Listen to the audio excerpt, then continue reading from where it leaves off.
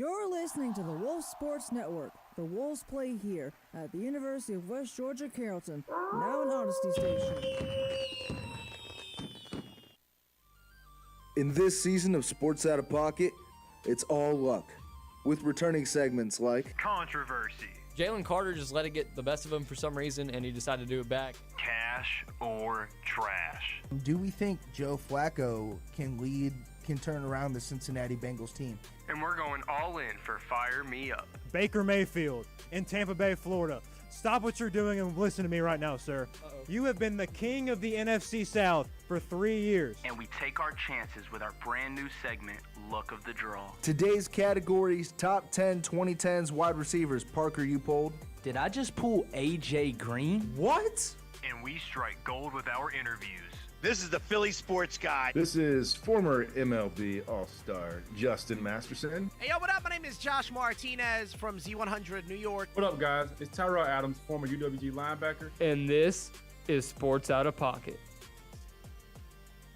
What is going on, everybody? Welcome to Season 7, Episode 7 of Sports Out of Pocket. I'm your host today, Jackson Voles, and around the table, I have the most amazing cast, plus a very special guest I'm about to introduce soon around the table to do this show with. To the left of me, making us all sound good, Mr. Michael Miller. Michael, how's your day going, man? Doing good, Jackson. Had a good media day today, but I'm a little tired after talking to a lot of people today. So trying to get through this and have a good show today. I completely understand. I'm super excited for today's show. And across from me, repping the Wolf Sports Network merch, JT Groves. JT, how's your day going, man? I'm doing really good, Jackson. Like Michael mentioned, we had media day today. It was a great opportunity to make some connections, go after what I'm planning to do in my future. And also got to see this guy over here to my left that you should go ahead and introduce. And the guy to your left, 92.9 The Games, Dylan Matthews. Dylan, thank you so much again for taking time to join the show. How's your day going, man? What up, though, party people? I'm doing great, man. It's always amazing to see y'all first and foremost, and then anytime I get a chance to come back to West Georgia where it all started and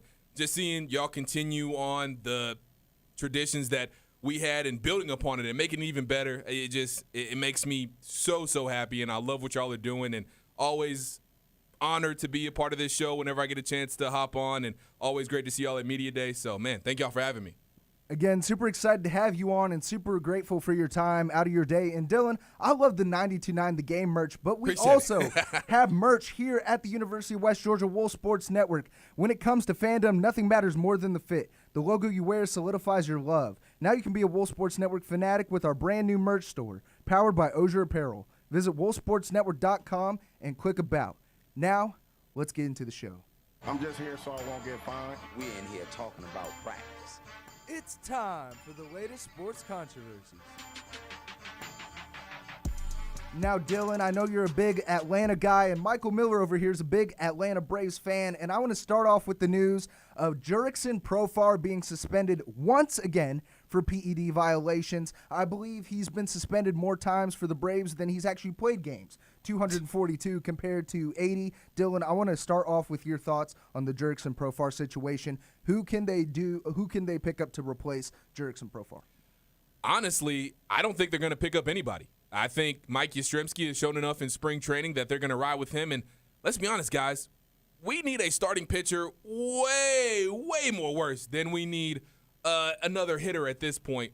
So if we haven't gotten a starting pitcher yet, I honestly just don't, and I hate to put it this way, but I just don't have a lot of confidence that we're going to go out and get another DH type of player, another bat to put in this lineup when we, again, need starting pitching way worse, and we haven't addressed that need yet.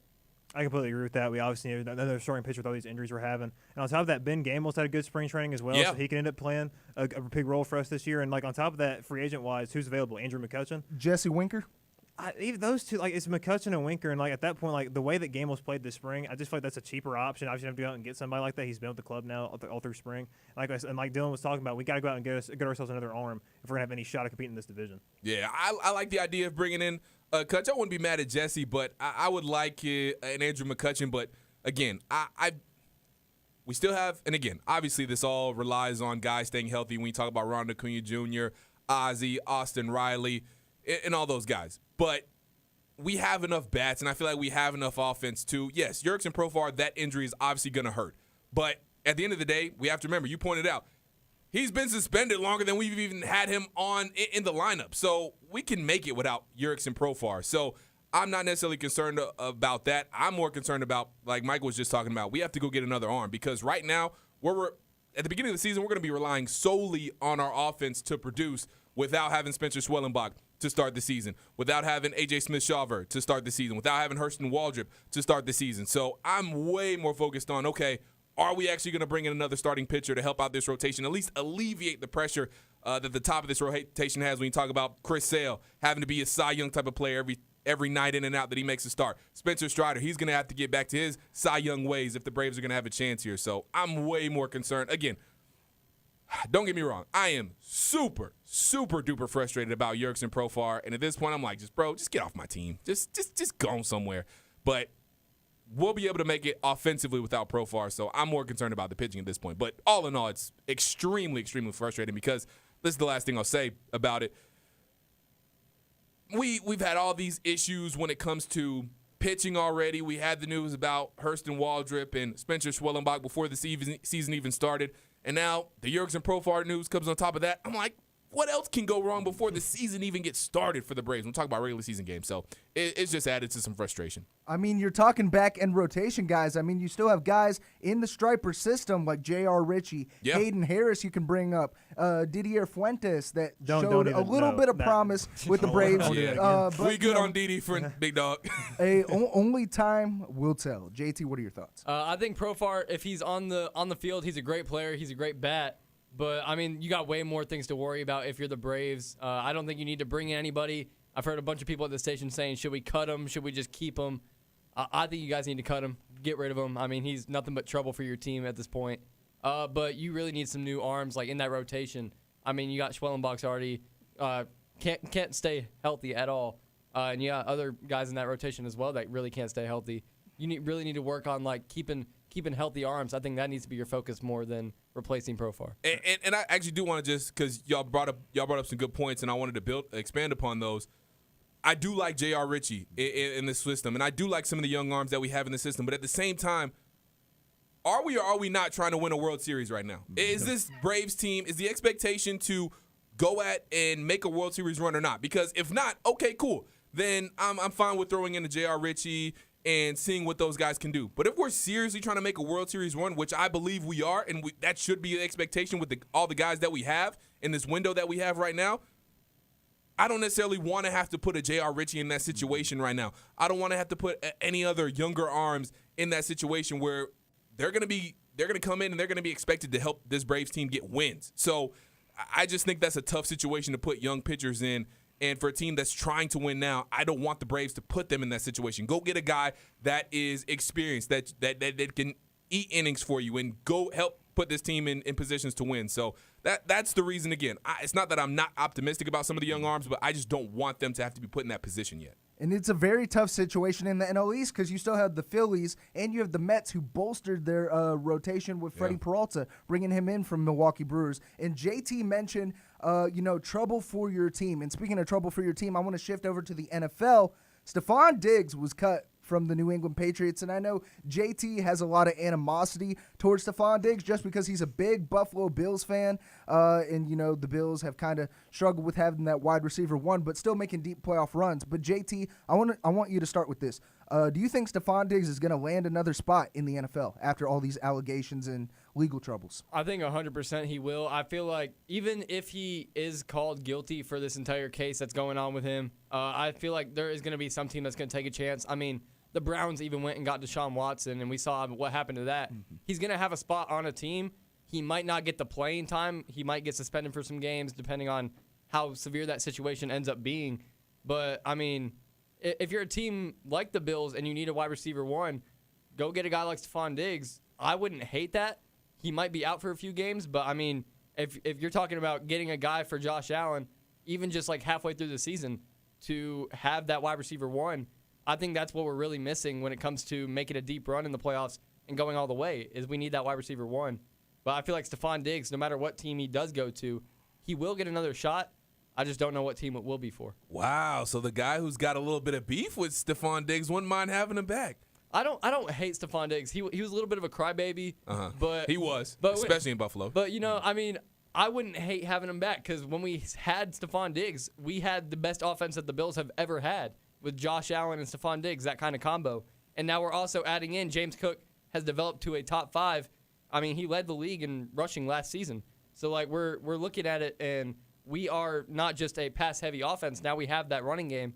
I think that's what we need. We need that wide receiver 1 back. And Stephon Diggs, Josh Allen, we already have that connection. Why not have it again? Yeah, I mean, the way you laid it out there as far as him as a reuniting in Buffalo, as long as there are no hard feelings between him and Josh Allen, why not? So I could definitely see that. But to answer your question, Jackson, I definitely think he'll get a shot somewhere in the league for sure.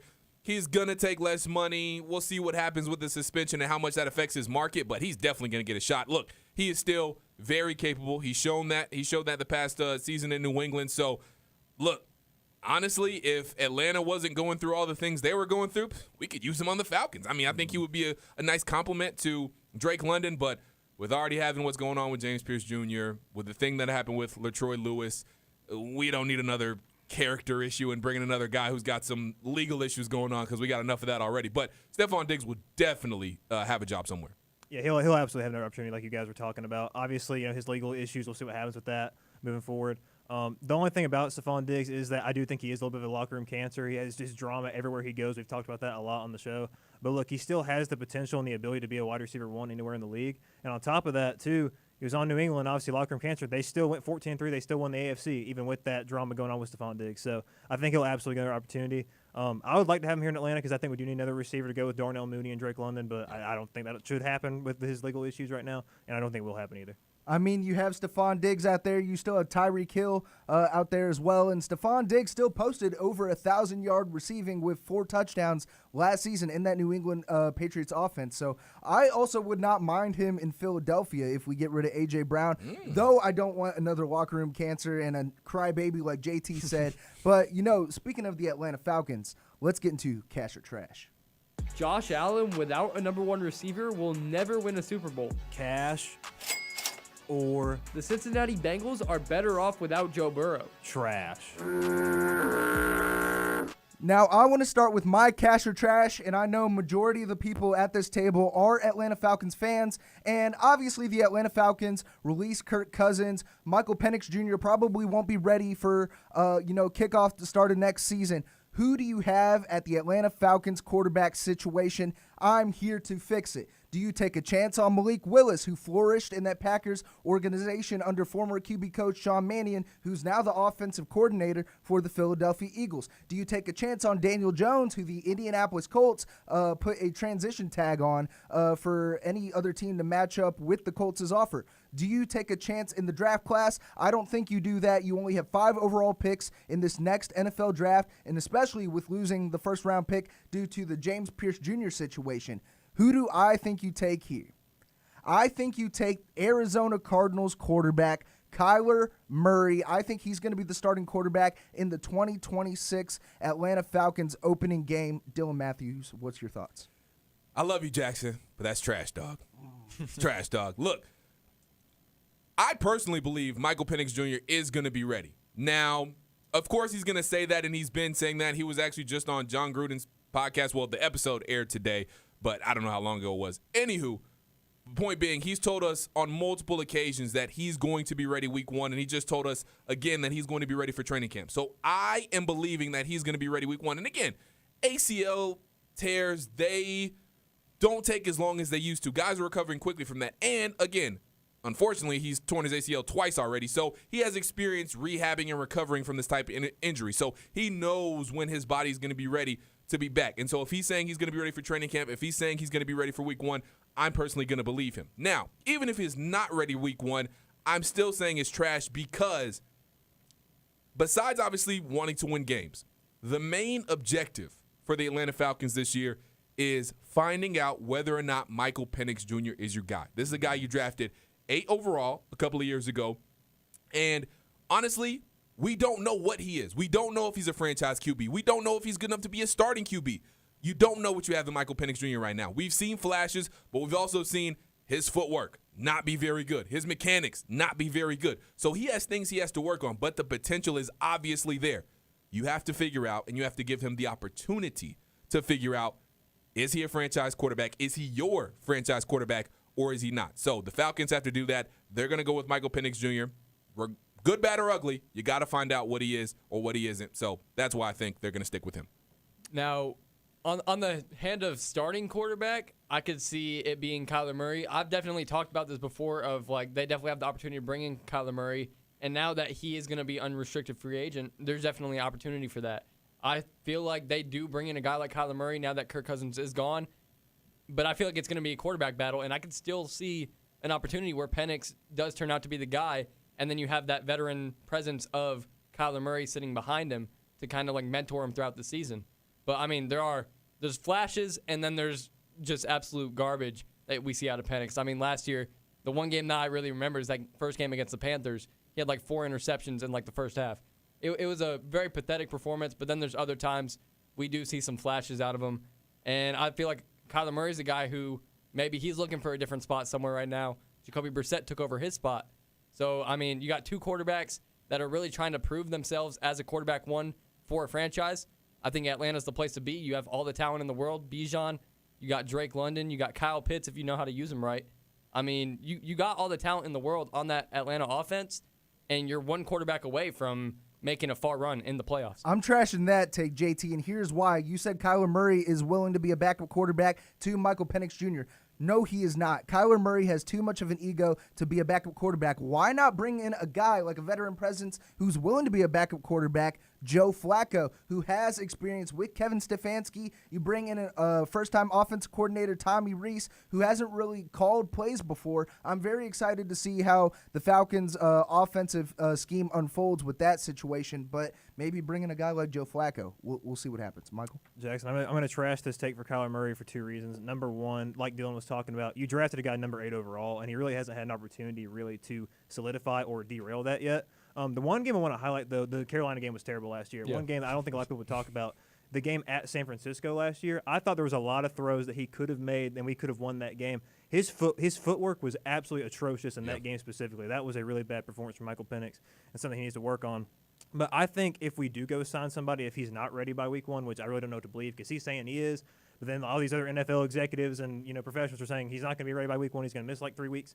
If he's not, I think it's going to be like Tyson Bagent or somebody like that. It's going to be somebody really cheap like that that's going to come in and play a couple games. It's not going to be anybody like Joe Flacco or Kyler Murray or even Tua or anybody you want to name. Or even bringing a guy like Mitchell Trubisky. I mean, those guys like Tyson Bagent, Mitchell Trubisky, those are some of the best backups. Malik Willis, like Jackson mentioned, those are backups currently that when the starting QB has went down, they've shown a lot of promise. And so I feel like bringing him in even just to compare or to compete with a guy like Michael Penix, I feel like that'd be a great opportunity. One guy I will name that I think could potentially be a backup who would be okay with being a backup but could also push Michael Penix at the same time, Jimmy Garoppolo. Out in L.A., he's a free agent. That is a guy I would be on the lookout for to where if they bring him in, I don't necessarily think it means they will be giving up on a Michael Penix Jr. like they would be if they brought in a Kyler Murray, because I agree. You bring in Kyler Murray, you're not bringing in Kyler Murray to be a backup. That's just not happening. That would push Michael Penix a little bit more than a Joe Flacco would, because if you bring in Joe Flacco, it's understood that he's just going to be a backup QB, and he would fill in games if Michael Penix isn't ready for week 1. But if you bring in a Jimmy G, he would push Michael Penix a little bit to where, like, this guy still fits your timeline to where he could be your starting QB for at least a few years, be a bridge guy so you can go get another guy and bring him in. So Jimmy G would be a guy that would make me raise my eyebrows a little bit as far as how they feel about Michael Penix Jr. if they bring him in. And obviously, like I said, if they bring in a Kyler, then the Michael Penix Jr. experiment is over. But I don't think they're going to do that simply because even though Kevin Stefanski and Ian Cunningham have absolutely zero ties to Michael Penix Jr. because they didn't draft him, that's the old regime, the Atlanta Falcons are going to have still a huge amount of egg on your face, and the optics would look so bad if you give up on Michael Penix Jr. right now. If you give up on him right now, that just means, Terry Raheem, they don't know what they were thinking with him. They just had, it would just be a bad look overall. So, but Jimmy G could be a guy that could push Michael Penix at the same time as well as be okay with being a backup QB. Now, Dylan, we have about 3 minutes left in this segment. Do you have a hot take, a cash or trash for this week? I do. My hot take for this week is that the Atlanta Hawks are not going to be in the NBA play-in tournament. because they're going to move up to the 6th seed and they're going to avoid the NBA play-in tournament altogether. I really like what the Atlanta Hawks are doing right now. Yes, they're on a 5-game winning streak. In the last few games, they have beat up on some bad teams, which they should have been doing. So you do have to give credit for a team beating up on a team they're supposed to beat up on. They're at 31-31 right now. Been at 500 for the first time since December 21st. I think C.J. McCollum, Corey Kispert, and the pieces they got at the NBA trade deadline are starting to gel. Jonathan Kuminga in his 3 games, he's done well. I do want to see him do that same thing and keep that same energy against some bigger competition. But I believe right now they're only 3 games off the top of my head, either 3 or 4 games behind the 76ers for 6th place in the East. And they play Philly coming up here very soon. I think they can make it out. I think they can make it out of the play-in. They've been meshing well. They're on by the way, 7 or 8 game win streak against the 76ers, by the way. So when they have another head-to-head battle, I like them in that matchup. And I just think they've been gelling well. And I think this team with Jalen Johnson, Jonathan Kuminga, C.J. McCollum, led by Quinn Snyder, I think they're finally starting to figure some things out. And if they can just continue to go on a run with this favorable second half, last bit of the schedule that they have, because they do have a very favorable schedule to end the season, I think they can continue to go on a run like they're going on now and make it all the way up to the 6th seed and avoid the NBA play-in altogether. You want to go?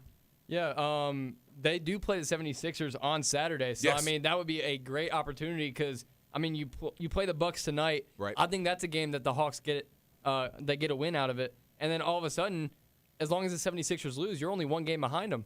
And so you have that opportunity to take that. You'd probably go to like a 7 or an 8 seed at that point if you do beat the Sixers because they might move down a little bit if they lose these next 2. Yeah. But, like, looking at the rest of their schedule, I mean, all of these teams that I'm looking at have worse records, and I think that the Hawks would win a majority of these games, especially in March, and then going into early April. I mean, there's definitely opportunities for the Hawks to move up. There are times this season that they have lost games that they shouldn't have. Correct. Yeah, and so sure. I think that if the Hawks truly get that down, if they beat the teams that they need to, especially those teams that are like on the verge of play-in or going out of the play-in to like a 6 or a 5 seed, I think it's definitely possible for the Hawks. I'm going to catch that take. I like it. I'm going to say possible, and here's why. Because I'm looking at the Hawks. They have a very favorable schedule, and you're looking at a couple teams that are slightly above them.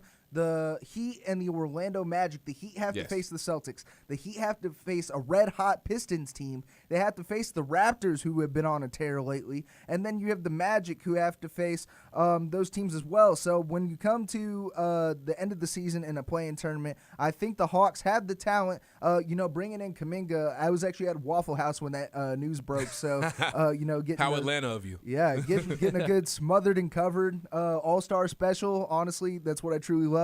But, I think you have a lot of all-stars on the Hawks that can carry this team to a potential play-in tournament win. So I'm going to cash it. I'm going to cash it, too. I feel like ever since Trae Young has been here, like when he got drafted to like when he got traded, it feels like this team has always just been hovering around 500 or like right underneath it, just constantly like this not bad team but not good team making the play-in tournament every year. Ever since he got traded, though, it feels like this team's like just different. I don't know what it is about it. They're playing better basketball. They're on a winning streak right now. And there's just the vibe in the locker room, the vibe of the team just feels very different to me than it's been in years past. So I'm a cash. I think the Hawks do make the 6th seed. And I love that addition of Kuminga. I feel like he's been a beast so far since he's gotten to Atlanta. And I feel like it was kind of a guy that Atlanta fans weren't too high on when they first got there. But then all of a sudden, like, he's starting to really show himself. Yeah. And he's starting to be one of those leaders on the team. I mean, he's second in points behind Jalen Johnson right now on the season, and I feel like that's going to continue for this Hawks team that went from always having a guy like Trae Young to now they're going into more like bigger guys on the team, and I like it. I think it's a good move, especially in a tough Eastern Conference. I like it. And also, what else I like is reading books. I'm a big fan of books. And Wolf Radio and Wolf Sports Network are proud to help reduce the 21% of adults with low literacy skills. We are collecting new and gently used books for every UWG pre-K student monthly. Give today by visiting thewolfUWG.com/bookdrive. That's thewolfUWG.com/bookdrive. And when we come back, we are going to be hitting up some lottery and also luck of the draw, so stay tuned. This is JT, and as Marv Levy once said, where else would you rather be than right here, right now? and we our Wolf Sports Network.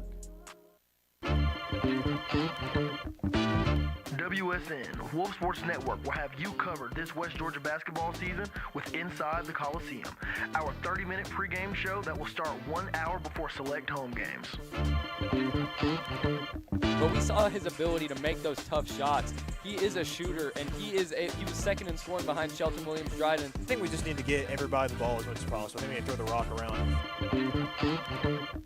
Join us as we cover both the men's and women's basketball seasons from inside the Coliseum. Wait a minute. Is this what I think it is? Wii Sports? Let's try something. Let me tell you all about this show on Wolf Sports Network. Get with the playbook. Get with the playbook. Get with the playbook. It's the playbook. Hear us talk about all of college football, basketball, and baseball. Mondays from 9 to 10 p.m. The Playbook on Wolf Sports Network.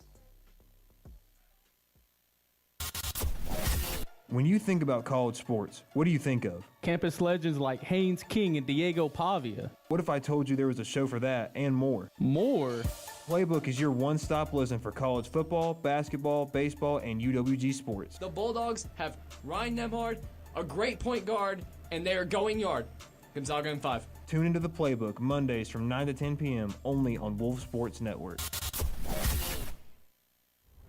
The Playbook is your home for West Georgia sports this spring from University Stadium. And we saw a very well put together offense that was trailing going into the half and then comes out in the third quarter and puts themselves up. To the Coliseum. We're finishing well at the rim, being aggressive, being physical. A lot of guys are touching the rock. It's been a great start for the Wolves. And Cole Field. I hope West Georgia wins. I'm going to be rooting for West Georgia tomorrow. The Playbook, live every Monday from 9 to 10 p.m. Welcome back to Sports Out of Pocket. But before we get into luck of the draw, we got to remember, guys, drink responsibly. College students who binge drink alcohol at least 3 times per week were roughly 6 times more likely to perform poorly on a test or project because of drinking. Dream City Brewing Company, Wolf Sports Network, and Wolf Radio proudly remind you to drink responsibly. Students 21 and over should drink responsibly in an environment that discourages overindulging. Faculty won't take hangovers as excuses. This studio ain't big enough for the 4 of us. It's time to see who has the luck of the draw. Welcome into Luck of the Draw. And if you guys are new to Sports Out of Pocket and don't know how this works, we pull a random name out of this wolf head here, and we have to test our ball knowledge, test our luck to see if we can name the best year from that player. Now, normally we do decades, but we're going to do this entire century so far of the best Atlanta athletes, and we're going to start with our guest, Dylan Matthews. Pull out of the wolf head. All right. What'd y'all have to do to get this wolf head? I'm curious. We just took it from the Wolf Radio office, didn't we? I love it. Joe Johnson, ISO Joe. Mm-hmm. Okay, so Joe Johnson, he was at his peak for this for their entire career. This is 2000 to 2026, and you have to pick one 1 year from his career. Okay. I'm going to say, because I remember back in, I believe it was the 2010, because they first started making the playoffs with Joe Johnson, Josh Smith, and that kind of core group. 2008 was that first run, because I remember them getting Mike Bibby and all of them, and that was the Believe run. They almost beat the Celtics. The other year, Celtics won the championship. 2007, 2008 season. 2009, we got a little bit better. In 2010, I think we kind of reached our peak with that team, and we got the 3rd seed. So I'm going to go the 2010-2011 season was Joe Johnson's best season, because that's when Joe Johnson was our guy. That's when he was hitting game winners. That's when we relied on him the most. So I'm going to go ISO Joe's best season was the 2010-2011 season. Seems like about right. About right in there with ISO Joe. By the way, Parker Andell, welcome to the show. Yo, what's what up, up, though, Parker? Luck of the draw, man. Now I'm about to pull my guy. Let's see who I get. Okay. Andrew Jones. Oh. Now, shout out to Andrew Jones for just making the Hall of Fame after so many years of highway robbery, one of the best defensive center fielders of all time, not just in Atlanta, all time. Andrew Jones, let's go with 2006 Andrew Jones. Yeah, that's not bad. Yeah, that sounds about right. The early 2000s Andrew Jones, phenomenal fielder, phenomenal player. Let's go with that. Let's see. Trey Young, great. Trey Young. All right, there's a lot of years in the late 2010s, obviously 2020s. Go with 2021. That was the year we went to the Eastern Conference Finals, right? Yeah. So, yeah. Right. Trey Young, that year. Okay. All right, let's see. See what I got in here. All right, we've got Julio Jones. That's good. That's peak, right? Falcons, good football, making the Super Bowl about 2015, 2016. I could take the easy Super Bowl run, but I think I want to go the year before the 2015 Julio Jones. Okay. 2015 Julio Jones. Yeah. That sounds about right. Yeah. Dylan? Are we pulling another one? Yeah, we got a total we of got 4 4. each. Oh, that's right. All right. I like my Andrew Jones pick. Oh, another Hawk, Paul Millsap. Ooh, the era, basketball. the era after the Joe Johnson, Josh Smith era. So I gotta go, but see, it's for Paul Millsap didn't peak with the Hawks. He was good with the Hawks, and he was definitely a part of that other Eastern Conference Finals run in 2015, 2016 season. But I think I got to go back to his Utah Jazz years if we're talking about best Paul Millsap. Mm-hmm. It's going to be between either that 2015, 2016 Hawks season or one of those Utah Jazz years because he was balling with the Utah Jazz too. He was a 4-time All-Star with the Atlanta Hawks. Yes. Good times in Atlanta. Mm-hmm. You know what? I'm going to stick with the ATL. I know the Utah Jazz years are there, but I'm going to say that 2015, 2016 Eastern Conference Finals, Paul Millsap was his best season. That sounds about right. Now let's go with my next guy to pair up with Andrew Jones, Craig Kimbrell. Now, honestly, a future Hall of Famer there as well. I'm just getting Braves guys here. I'm going to go with it's either 2012 or 2013 because I know he had at least 45 saves in both of those seasons. I'm going to go with 2013 Craig Kimbrell. I like that. Yeah, I like that. 2013 Craig Kimbrell. I wish he would have stayed with the Atlanta Braves, but unfortunately, that didn't work out. Let's see. Matt Ryan, my GOAT. Hey. Matty Ice. Not really a hard one. 2016, obviously, MVP. Yeah. I think we all know that one's right. Facts. Let's see. Next name I've got is Josh Smith. Jay Smooth. Yeah, man. Like you said, that's a tough one. That is a really tough one because that's all those years of Paul Millsap and having like a really good, distinct good year by himself. Yeah. I mean, like we always talk about 2015, 2016. I mean, good vibes in Atlanta that year. 2016 was a really good year in general. 2015, Josh Smith possibly. I'm just gonna take that. Roll with a hockey year probably. Maybe. Okay. I mean, Josh Smith was phenomenal in the late 2000s with his defensive. That's before my time. Yeah. Man. I mean, you were like 5. All right. Next name I got, Tony Gonzalez, Tony G. Mm-hmm. Now, he was great with the Falcons, and I love Tony G on the Falcons, but I do not think his best seasons were with the Falcons. I mean, and again, he was still great with the Falcons, but his best seasons were not with the Falcons. He definitely had better seasons with the Chiefs. I'm going to say for Tony Gonzalez, let me go with the 2008-2009 season with the Chiefs for Tony Gonzalez. I like it. Let's go with to pair up with Craig Kimbrell. And to pair up with Andrew Jones, we have former Boston Celtic Al Horford. I think he should be known as a Celtic instead of a Hawk, but that's just my personal opinion. But you guys talk about the strong 2015, 2014 seasons from the Atlanta Hawks, and I'm sticking with Atlanta Hawks. There we go. Al Horford, and I'm going to go with 2014 Al Horford. I like that. It sounds about right. Not gonna lie, I got a little bit of beef with Al Horford right now after he backed Luke Cornett about Magic City night, but that's a different topic for a different day. I had seen where Luke Cornett said something. I didn't see nothing about Al Yeah, Horford. he was trashing Magic City night. No.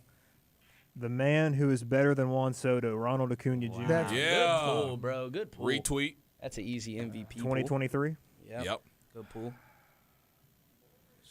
He got Matt Ryan and Ronald Acuna Right. Jr. How is that fair? The two most easiest best seasons to point out. Hey, I'll follow it up with a Freddie Freeman type season. And that was he had an MVP as well. Yep. 2020. Yep. 2020 MVP Freddie Freeman. There you go. Yeah, it's pretty easy. I mean, when the voters go to vote on this poll, they might look down on the shortened season, Parker. I don't know. MVP, bro. I got to take it. Oh, okay. So I got a Brave in here. Chipper Jones. Larry. For Chipper Jones. 2000 and after. Yeah, right, 2000 after. Okay. I'm going to go. Man, Chipper was so consistent. And he had that one year where he hit 400 for a while. That was some early years, too. Yeah. I'm going to go with 2000 and I'm going to go 2007 Chipper Jones. 2007 Chipper Jones. I think it's 06 that he won the batting title, if I'm not mistaken. It's one of those years. Well, it's one of those years. Yeah. Why are you looking at me? I'm a Cardinals fan. I know baseball ball knowledge. but Wait, Jackson, can I ask you a question? How are you you're a St. Louis Cardinals fan and a Philadelphia Eagles fan? Like, how did... That's a story for another time. Maybe next week on Sports Out of Eagles Pocket. fan. He's a Celtics fan. Yeah, he's a he's Kentucky You're fan. a Celtics fan? I am a Celtics fan. Bro, what you got going on, dog? Bouncing all around. Yeah, man. it's just a long story. Hey, Okay. you're gonna have to talk to Orlando after this. He's a Steelers, Yankees, and Florida State fan. So Wow. it's pretty rough. Bro. But let's go with my next guy, Roddy White. Ooh. Roddy White had some very strong late 2000s years, early 2010s years with the Yes. Atlanta Falcons, and you talk about the combinations with Matt Ryan over there. Let's go with 2010 Roddy White. I like that. That I like sounds that. about right. That sounds right for me. That's my final one. Okay. All right, last one. Devontae Freeman. Ooh. Are we considering Devontae Freeman an Atlanta legend? Nah. Well, that was the wild card. That's the wild card That was pool? the wild card because he only had one good year. I mean, I guess 2016 would be his Yeah. best year. That or 15 or 17. So you get to choose one. I'm gonna go 16. Okay. All right, Parker. My last pool is Michael Vick. Ooh. And I know there's a lot of early years, too, so I wasn't really tapped into Michael Vick back then. But I don't know, early 2000s, too. I don't think I can really go wrong with either of those kind of early ones. 2004 Michael Vick? There Sounds you go. about right. That's the one. That was the year I was born. It's That's the the only one. reason. It's the only reason I know that is because that was the year I was born. And that's the year he was on the cover of Madden, right? Didn't go 4? Madden 04? Yeah, that's right. Now, That's right. Parker, review the teams before we shift over to the lottery. What was your last pick, Michael? Devontae Freeman, 2016. Devontae Freeman, 2016. All right. What we've got here is we've got Jackson at the top. His team is Andrew Jones in the 2006 season, Craig Kimbrell in the 2013 season, Al Horford in the 2014 season, and Roddy White in the 2010 season. We got Dylan with ISO Joe in 2010, 2011, Paul Millsap, 2015, 2016, Tony G in 2008, 2009, and Chipper Jones, 2007. Michael's team is Trey Young, 2021, Matt Ryan, 2016, Ronald Acuna, 2023, 2 MVPs in there, Devontae Freeman, 2016. And my team is Julio Jones in 2015, Josh Smith in 2015, Freddie Freeman in 2020, and Michael Vick in 2004. Well, we already know who's going to win this poll. Yeah. Because, you got Matty Ice in 2016 with the MVP. You got Yes. Ronald Acuna Jr., that 40-70 season. Yes. And honestly, I'm putting all my chips in on Michael's team to win this poll when we post it tomorrow on Wolf Sports Network. Make sure you go vote for your favorite team out there for Luck of the Draw. And with that, let's get into the lottery. Surely I'll have some better luck this time. Hey, how's it going? I'll take one lottery ticket. Thank you. Oh my gosh. I just won the lottery.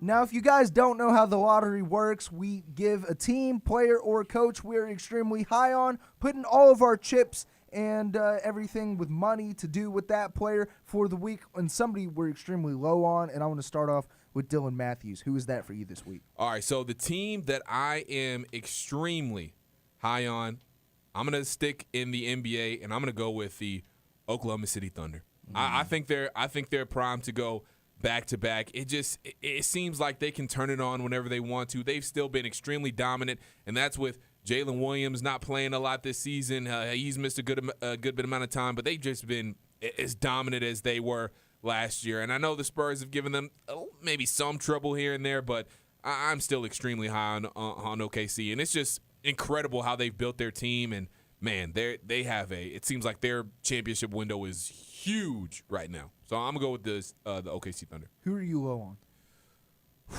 Right now, the team that I will have to say that I'm low on, I have absolutely no idea what direction that the Arizona Cardinals are going to go in, because you just got rid of Kyler Murray. And, yes, Jacoby Brissett could be a nice quarterback if that's the direction they decide to go, but they have a lot of things to figure out. That team is a team that you do have, obviously the tight end that's over there. He's solid, but they just got a lot of things to figure out. And I feel like that's a team that's been floating in mediocrity, and now they're finally blowing it up, but they still got a lot of questions to be answered. And in a quarterback class that's not great this year, and then you don't have the number 1 overall pick, so you're not getting a Fernando Mendoza or anybody like that. It seems like they have no direction to me. And teams with no direction are just in a bad spot. So I'm going to go with the Cardinals. Yeah, I mean, that's good. I'm going to shift the sport. I want to go over to MLB after what I just seen in spring training today. I'm a Yankees fan as well, Dylan, so I don't mean to break your heart on that one. It's okay. But I am super high on George Lombard Jr., man, and I'm so excited to see what he can bring to the table. And I know the Yankees aren't going to make any moves as far as bringing him up anytime soon, but he did just take Garrett Crochet deep, which me and Michael and Jackson had an argument last week about Chris Sale and Garrett Crochet, but regardless, Garrett Crochet is a top pitcher in the league, and he's already showing that he can take guys like him and handle him in the batter's box. I mean, that's so impressive. And he plays the game he doesn't look sped up, plays a very clean shortstop, which Yankees need. And that brings me to my low, which I'm super low on Anthony Volpe. I think he's had his time, and I think that it's time for a new face in there. And I think that's what the Yankees need in this Aaron Judge window. And I think the time is now, because he's not getting any younger. And I'd really like to see the Yankees win with, in my opinion, top hitter Aaron Judge in the MLB. I'm going to start. So I'm going to keep the Braves on both sides, high and low. So I'm high on Mikey Yastrzemski. We talked about him a little bit earlier in the show, how well he's playing in spring training. He's killing the baseball. He's got like 4 homers already at this point. He's playing extremely good baseball right now in spring training, hitting the ball very, very well. I'm very excited about him. But I'm low on our team as a whole, though. I felt like this offseason we didn't have – I think when you look back on 2025, a lot of people are going to blame injuries, and we had a lot of injuries. But to be honest, we just didn't play well. Like that's the bigger part of it. Yeah. A lot of guys in this lineup just did not hit well. Ozzie had a terrible season. Michael Harris looked like he had never picked up a bat for the first half of the season last year. And then he turned it on towards the end of the year. We have to address this pitching problem. We have a lot of injuries. I felt like even before the injuries, we could have gone out and gotten somebody too. We have money. That's not an issue. I don't know what the hesitation is. I thought Chris Bassett would have been a great addition to add to this rotation. Didn't do that. Lucas Giolito's still out there if they want to try and add him. Well, we've got to address that, and if we don't, this pitching staff, I don't trust at all in the rotation. The bullpen I actually like a lot this year compared to last year, but the rotation itself I'm not confident in. And the biggest thing, like the lineup, I don't think you really need to go add anybody, but like, are we going to get back to that form though? Is Ozzie going to get back to how he's supposed to be? Is Michael Harris going to play a complete season? I trust Ronald. I trust Matt. Austin, I think being healthy is going to be fine. I think really the only issue for him is just not being healthy, not playing. Yeah. I think he's completely fine. But like I said, is Michael Harris going to get back? Is Sean Murphy going to get back to what he did in 2023? Because Sean Murphy's been disappeared from that lineup the way he played in 2023 that first half of the season. He hasn't looked anything like that since then. And then also Ha-Seong Kim, when he comes back and plays, is he going to be productive offensively? I don't know. I think there's a lot of questions to this team, and I don't trust it when you look at the Phillies. As good as they are, I think they're going to continue to be that good. And with the Mets, made a lot of additions, Bo Bichette, Luis Robert Jr. I just don't see how we can trust this lineup right now. I mean, I'm looking at that Braves rotation right now. You have Chris Sale, Strider, Lopez, Holmes, and Bryce Elder. And again, we talked about a very strong farm system in J.R. Ritchie. We still have free agents out there like Frankie Montas. You still have Nestor Cortez Jr., who played for Milwaukee last season. I know you're not very high on Nestor Cortez. Michael, I'm high on his mustache. I might have to grow one out myself. But, I'm not very high on this Braves rotation. I am high on the lineup, but what's going to put you to an NLCS title? Pitching.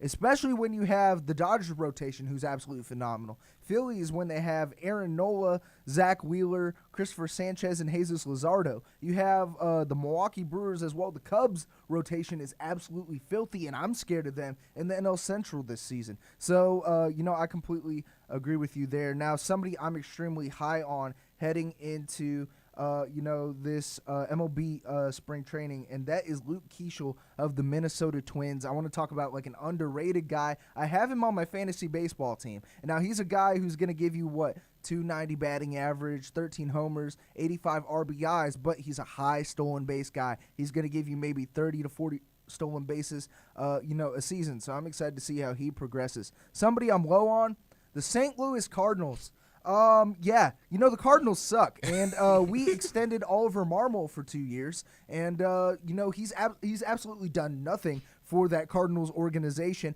He has a losing record right now as a manager. I'm also low on our new GM, Chaim Bloom.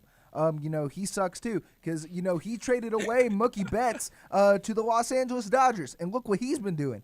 Three World Series since going over there to LA. Mm-hmm. So, I look forward to talking more about the Cardinals in Fire Me Up. But Dylan Matthews. Can I, yes. but before we move on, yes. can I at least give a little bit of shout out to the St. Louis Cardinals? Did you Yes. see the concession thing that they're doing? That's That lit. That's lit though. So at least they're doing that. Again, they're a team that's probably going to struggle this year, but when you're a team that's bad, you got to find creative ways to bring people to the ballpark. And unlimited concessions to sit in those certain sections, that's genius right there. What is that? So, $29? $29 for unlimited concessions, bro. That's Dylan, awesome. we might have to go catch a Cardinals That's game what I'm together, saying. man. We might have to make a show trip, y'all. We're gonna have to make a flight out to St. Louis. I mean, a bottom 5 attendance for $29 for a popcorn, a nice hot dog. I mean, I've been to Busch Stadium, some of the best food. Some beer cheese and stuff like that to go with a nice pretzel. But, that's a discussion for another day. But Dylan Matthews, thank you so much for taking time out of your day to do this, to spend time with us here at Sports Out of Pocket. And, make sure to go follow Dylan Matthews on his Instagram and go check out 92.9 The Game and Hometown Take. But, Dylan, thank you so much. But when we come back, we will get fired up about our favorite teams around the sports world. Stay tuned. Hey, yo, what up? My name is Josh Martinez from Z100 New York, and you're listening to my dudes from the Sports Out of Pocket on the Wolf Sports Network.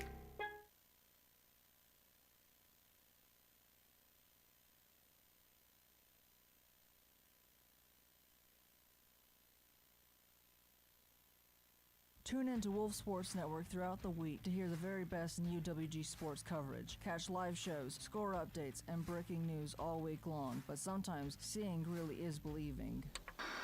And now you can watch your favorite Wolf Sports Network shows live on YouTube. Follow at Wolf Sports Network on YouTube as we bring you into the studio with your favorite shows and personalities. Wolf Sports Network. The Wolves play here.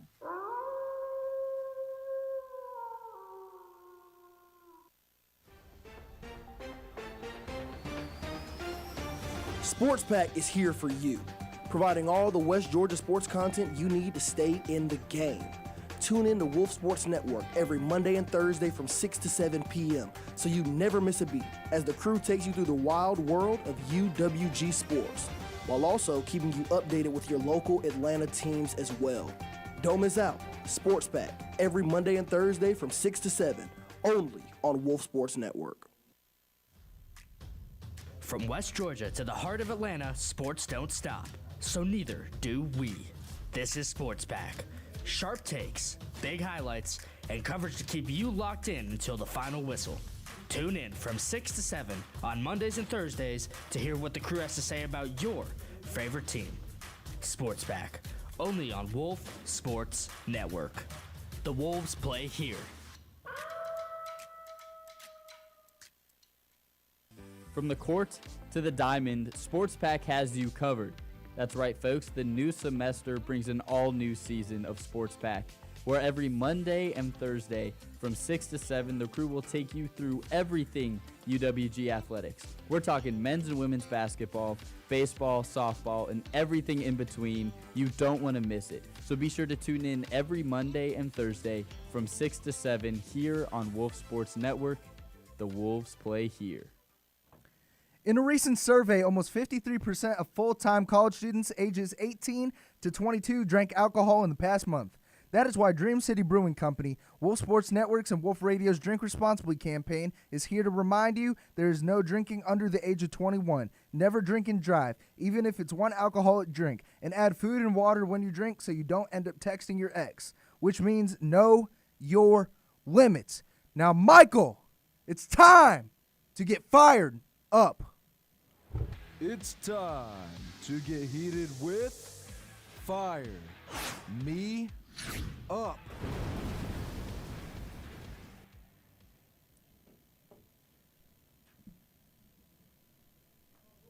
It's time to get fired up about the NFL Draft Combine 40-yard results. And, I'm looking at the Philadelphia Eagles on who they need to draft in this 2026 NFL Draft. We need an O-lineman. Lane Johnson cannot stay healthy. Landon Dickerson can't stay healthy. Jordan Mailata can't stay healthy. Jalen Hurts got sacked way too much, especially when you're going up against an insane rush defense with the Dallas Cowboys. So hopefully the Philadelphia Eagles, by the way, the fastest 40-yard dash combine results across the board, across all positions since, the draft combine has kept track of, speeds and things like that. So, I'm looking at the O-linemen. That's who we need to draft. And, the Eagles have, done very well when it comes to drafting in the first round the past couple years. We've had Jahad Campbell. We had Quinyon Mitchell, even Cooper DeJean in the second and third round. I mean, you had Cooper DeJean and Quinyon Mitchell both make all-pro one teams, this past season. So hopefully we can continue that momentum and continue the Philadelphia Eagles way. Howie Roseman, Jeff Lurie, if you're listening to me, draft an O-lineman. We need depth, or a D-lineman, because, we might lose Jalen Carter and Nakobe Dean. We'll see what happens for the Philadelphia Eagles. Well, I want to kind of propose this question on the topic of the draft combine. Who do we think really raised their stock the most? I know there's guys that have been at the top. You knew they were going to perform at the combine. But there's also guys that either tanked their stock or they were projected like a 6th-round pick and they might have moved up a few rounds after that combine performance. Parker, is there a certain guy in the combine that you saw that either tanked or really raised up their draft stock? Not really, JT. I'm not really tapped into the combine because I've been tapped into spring training, and I've been fired up about George Lombard Jr., and I've been waiting to talk about him this whole time because in this box score today, we had Red Sox versus the Yankees, a Luis Hill versus Garrett Crochet showdown.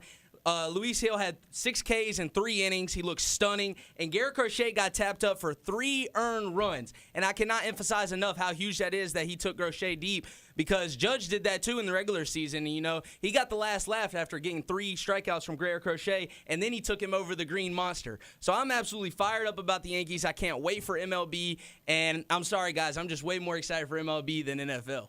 I want to pivot back actually for JT's question because I haven't answered that. I think Ty Simpson really bolstered his draft stock at the combine. He got a draft grade of an A at the combine. I think a lot of people kind of fell off on him after he had kind of a rough end of the season there for Alabama. Was not putting up the numbers he was at the beginning of the season. But I think when you watch Ty Simpson play, he just looks like, to me, honestly, I think he's got the highest ceiling out of these quarterbacks going into this draft. I think Fernando Mendoza is a very good quarterback, but I just kind of see him being at the best. Kind of a Kirk Cousins career in Minnesota, to be honest. I just don't see him being the best quarterback. I don't see him having a Hall of Fame career. Maybe he does. I think the NFL draft is kind of a crapshoot to a degree, so I could absolutely be wrong on that. But I think when you watch Ty Simpson play at Alabama, when he plays his best, I think his ceiling is by far the highest out of all these quarterbacks. Hey, Michael, who do you think the Falcons are going to draft in the first round this year? We don't have wait, you don't have a first-round draft pick because of the James Pierce Jr. situation.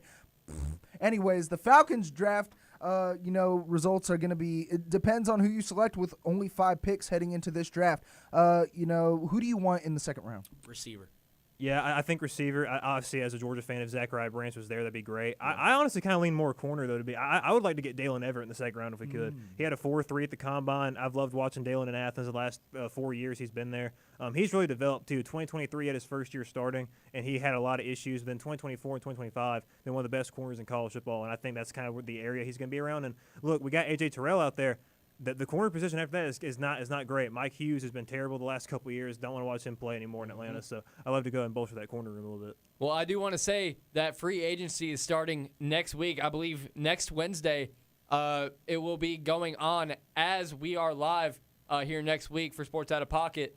And I know there's a lot of guys that are kind of like guys like Trey Hendrickson didn't get franchise tagged. He's going to be a free agent.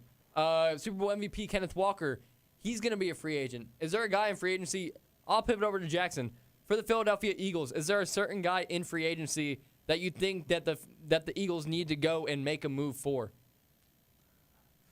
You know, there's a lot of wide receivers, especially if we lose A.J. Brown, that I would like to potentially maybe come over to the Philadelphia Eagles. Like, I don't want another locker room cancer like Tyreek Hill or Stephon Diggs. They're in their age of the 30s, even though they're still posting over 1,000-yard, receiving seasons. I would rather want an O-lineman, and I know there's an O-lineman by the name of Garrett Bradbury who's still available, in the free agency.